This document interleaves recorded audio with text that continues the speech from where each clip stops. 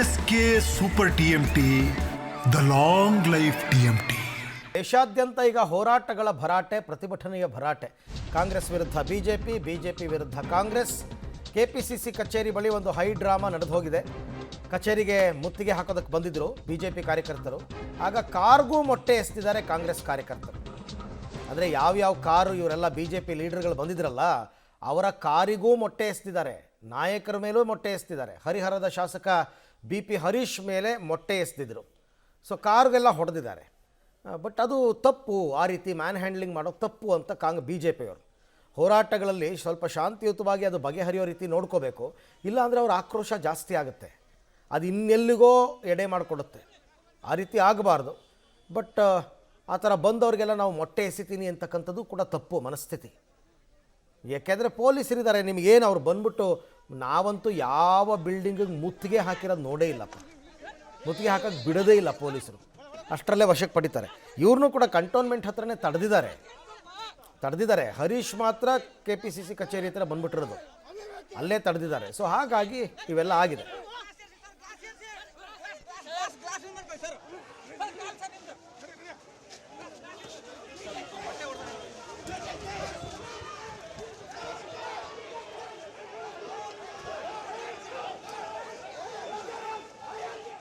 ಆ ದೃಶ್ಯದಲ್ಲಿ ನೋಡ್ತಾ ಇದ್ದೀರಲ್ಲ, ಅಲ್ಲೊಂದು ವೈಟ್ ಕಲರ್ ಕಾರ್ ಹೋಗ್ತಾ ಇದೆ. ಆ ಕಾರ್ ಮೇಲೂ ಮೊಟ್ಟೆ ಹೊಡೆದಿದ್ದಾರೆ.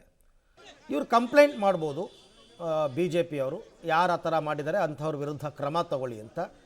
ಪೊಲೀಸರು ಅವ್ರ ಕ್ರಮ ತಗೋತಾರೆ.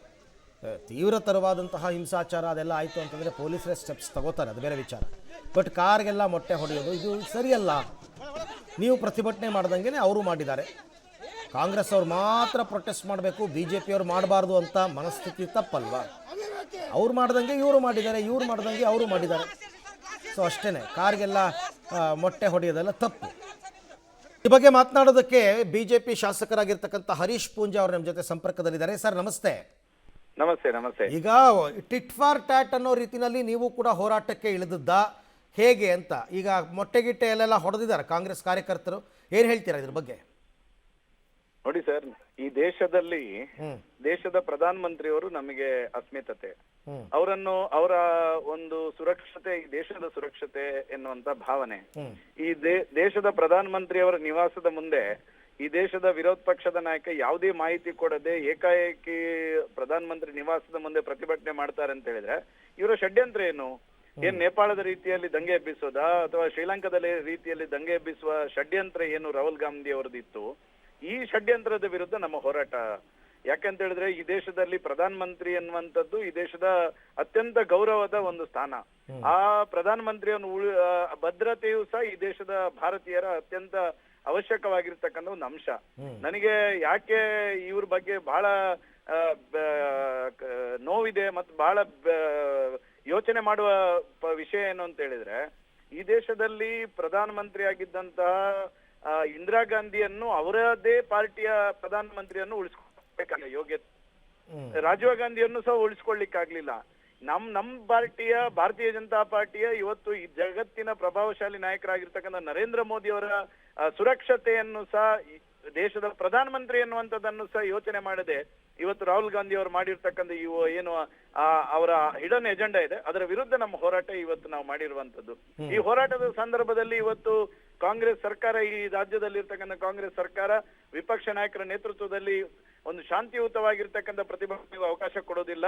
ಕಾಂಗ್ರೆಸ್ ಆಫೀಸಿನಿಂದ ನಮ್ ಶಾಸಕರಾಗಿರ್ತಕ್ಕಂಥ ಹರೀಶ್ ಅವ್ರ ಮೇಲೆ ಮೊಟ್ಟೆ ಎಸೆಯುತ್ತಾರಂತಾದ್ರೆ ನನಗೆ ಬಹಳ ಚಿಂತೆ ಆಗ್ತಾ ಇದೆ. ಕಾಂಗ್ರೆಸ್ ಆಫೀಸ ಅಥವಾ ಮೊಟ್ಟೆ ಶೇಖರಣೆಯ ಒಂದು ಕೇಂದ್ರನ ಅದು, ಅಥವಾ ಇನ್ನೇನೇನು ಆಯುಧಗಳನ್ನು ಇವರು ಇಟ್ಕೊಂಡಿದ್ದಾರೆ?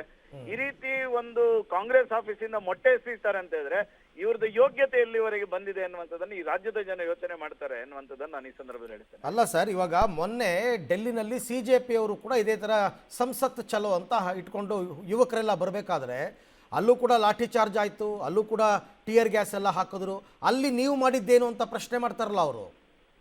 ನೋಡಿ, CJP ಅವರು ಮಾಡಿರ್ತಕ್ಕಂಥ ಹೋರಾಟ ಎಷ್ಟು ತಿಂಗಳ ಹೋರಾಟ ಸರ್? ಅದು ಅಷ್ಟು ತಿಂಗಳ ಕಾಲ ಏನಾದ್ರೂ ಕೇಂದ್ರ ಸರ್ಕಾರ ಅವರ ಹೋರಾಟಕ್ಕೆ ಧಕ್ಕೆ ತರ್ತಕ್ಕಂಥ ಕೆಲಸವನ್ನು ಮಾಡಿದ್ರಾ? ಮಾಡ್ಲಿಲ್ಲ. ಯಾವಾಗ ಏನು ಎಡಪಂಥೀಯ ವಿಚಾರಧಾರೆ ಕಾಂಗ್ರೆಸ್ನ ವಿಚಾರಧಾರೆ ಒಟ್ಟಿಗೆ ಇರ್ತಕ್ಕಂಥ ಅವರ ಏನು ಪೇಮೆಂಟ್ ಕಾರ್ಯಕರ್ತರನ್ನು ಕರ್ಕೊಂಡು ಬಂದ್ರ ಅವತ್ತು ಪೊಲೀಸ್ನ ಮೇಲೆ ಅಟ್ಯಾಕ್ ಮಾಡ್ತಾರೆ, ಅಲ್ಲಿದ್ದಂತ ಸಾರ್ವಜನಿಕ ಆಸ್ತಿಯನ್ನು ಹಾನಿ ಮಾಡ್ತಾರೆ, ಸಂಸತ್ ಭವನಕ್ಕೆ ನುಗ್ಗಬೇಕನ್ನುವಂಥದ್ದನ್ನು ಇಟ್ಟುಕೊಂಡು ಯಾವುದೋ ಕತ್ತಿ ದೊಣ್ಣೆ ಇಟ್ಕೊಂಡು ಹೋರಾಟ ಮಾಡ್ತಾರೆ ಅಂತ ಹೇಳಿದ್ರೆ ಅವಾಗ ಕಾನೂನು ಸುವ್ಯವಸ್ಥೆಯನ್ನು ಅದಕ್ಕೆ ತರತಕ್ಕಂಥದ್ದು ಸರ್ಕಾರದ ಜವಾಬ್ದಾರಿ. ಅದನ್ನು ಮಾಡಿದ್ದಾರೆ.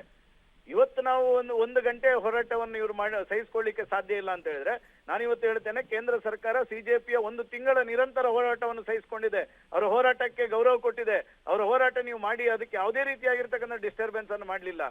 ಇವತ್ತು ಅರ್ಧ ಗಂಟೆ ಹೋರಾಟವನ್ನು ಸಹಿಸಿಕೊಳ್ಳಿಕ್ಕೆ ಇವರಿಗೆ ತಾಕತ್ತಿಲ್ಲ ಅಂತ ಹೇಳಿದ್ರೆ ಇವರು ಹೋರಾಟವನ್ನು ಹತ್ತಿಕ್ಕತಕ್ಕಂಥ ವ್ಯವಸ್ಥೆ ಮತ್ತು ಹೋರಾಟಗಾರರ ಮೇಲೆ ಈ ರೀತಿ ಅವರ ಷಡ್ಯಂತ್ರವನ್ನು ರೂಪಿಸ್ತಕ್ಕಂಥದ್ದು ಏನಿದೆ ಅನ್ನುವಂಥದ್ದು ರಾಜ್ಯದ ಜನ ಇವತ್ತು ಅರ್ಥ ಮಾಡ್ಕೊಂಡಿದ್ದಾರೆ.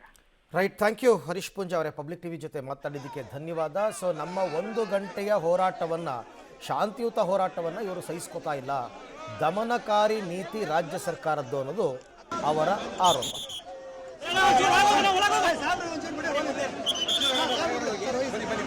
ಬನ್ನಿ